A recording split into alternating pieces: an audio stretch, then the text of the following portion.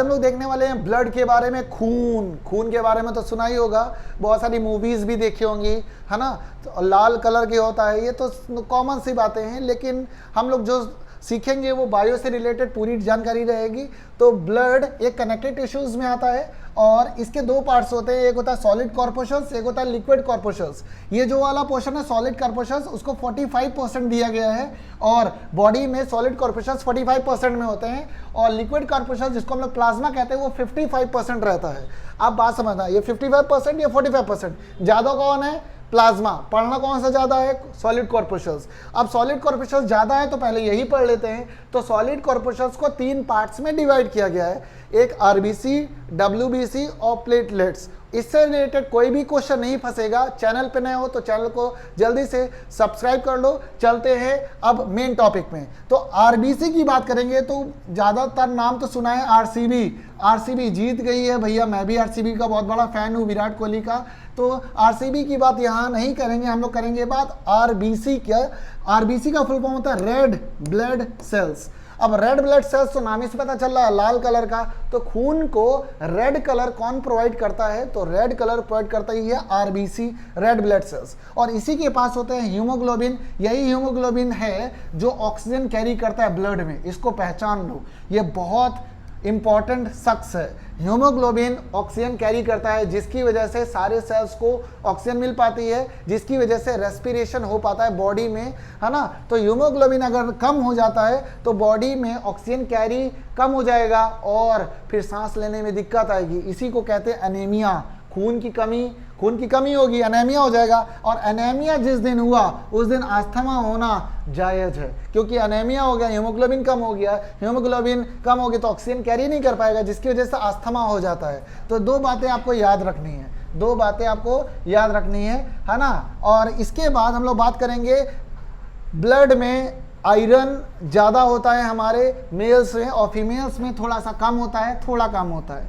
Mails में ज़्यादा है। इसलिए कभी आप देखना फीमेल्स को ऐसे मार दोगे ना, भनभनाने लगेंगे, रोने लगेंगी, नौटंकी करेंगी, और मेल्स को आप ऐसे मार दो कोई फर्क नहीं पड़ता, उनकी बॉडी थोड़ी सॉलिड होती है, सनी देओल सी बॉडी रे, है ना। और फीमेल्स की बॉडी थोड़ी सॉफ्ट होती है। रीज़न क्या है? उनके पास आयरन की कमी होती है और रेड कलर इससे मिलता है। और आरबीसी के पास लाइजोसोम्स नहीं होते, जिसकी वजह से इनकी जो ग्रेवयार्ड है, मरने का स्थान है, वो है स्प्लीन। लीवर जिस साइड होता है उसके जस्ट अपोजिट साइड में स्प्लीन होगा। इसको हिंदी में प्लिया कहते हैं और या ब्लड बैंक कहते हैं। पूरा मरने के बाद पूरा खून वहीं पर इकट्ठा होता है जाके स्प्लीन में। तो ये बातें याद रखना है आपको। और आरबीसी की जिंदगी होती है 120 दिन और इसको बायोलॉजिकल नेम दिया गया है अर्थ्रोसाइट।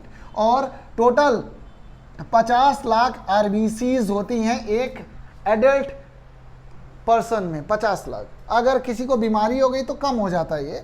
प्लेटलेट्स की बात करेंगे तो कुछ लोग समझते हैं प्लेटलेट मतलब प्लेटें जैसी होंगी, है ना। डेंगू वगैरह हो जाता है तो बोलते प्लेटें कम हो गई, तो बोलते कटोरी तो है, प्लेटें कम हो गई। वो कटोरी प्लेट वाला नहीं है। प्लेटलेट्स ये कंपोनेंट है जिसको हम लोग थ्रोम्बोसाइट भी कहते हैं। 8 से 10,000 तक की प्लेटलेट्स होती हैं और ये ब्लड क्लॉटिंग का काम करता है। जैसे आपको चोट वगैरह लग गई ना तो 1-2 मिनट के बाद खून अपने आप बंद हो जाएगा, खून अपने आप बंद हो जाएगा बहना, तो प्लेटलेट्स की वजह से। और अगर प्लेटलेट कम हो गई तो खून हो जाएगा हल्का, है ना, और ब्लीडिंग हो जाएगी ज़्यादा तो आप मर जाओगे।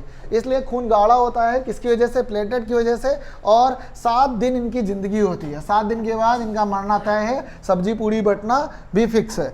फिर बात आएगी डब्ल्यूबीसी की, वाइट ब्लड सेल्स। इनका बायोलॉजिकल नेम है ल्यूकोसाइट और इनमें कितने पाए जाते हैं? 2 लाख होते हैं। एक एडल्ट पर्सन में 2 लाख ल्यूकोसाइट्स होते हैं और इनका मेन काम है बॉडी को सुरक्षित रखना जर्म्स वगैरह से, इसलिए इनको बोलते हैं सोल्जर्स ऑफ द बॉडी। 4 दिन की जिंदगी है, फिर अंधेरी रात है और ये इनका मेन काम है एंटीबायोटिक को मार देना। बात करेंगे सीधा प्लाज्मा की, तो प्लाज्मा में 90% पानी होता है, 10% मिनरल्स वगैरह होते हैं और लिम्फ भी होता है। ये बात याद रखेंगे। लिम्फ के बारे में अगले वीडियो में डिस्कस करेंगे। प्लाज्मा में प्रोटीन, एल्ब्यूमिन, ग्लोब्यूल्स, ये सारी चीज़ें होती हैं 10% में। और प्लाज्मा वेरी इंपॉर्टेंट सेक्शन होता है, इसलिए कभी देना आपको करंट वगैरह लगता है ना तो बोलते हैं खून चूस गई।